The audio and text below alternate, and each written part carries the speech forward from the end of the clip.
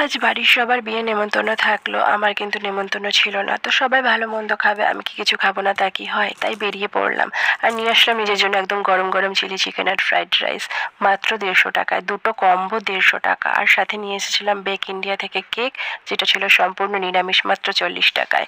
তো এই যে রাইস আর চিকেনটা, সেটা মানে কি বলবো, 6 পিস বড় বড় চিকেন ছিল চিলি চিকেনে। আর রাইসের চিকেনগুলো বেশ বড় বড় ছিল। ওটা কিন্তু মিক্সড ফ্রাইড রাইস ছিল।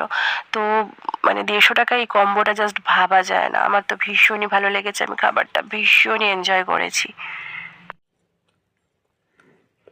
ভীষণ নরম তুলতুলে। আর এই চিকেনটা তো জাস্ট দেখতেই পাচ্ছ, একদম জাস্ট ধরলেই উঠে আসছে।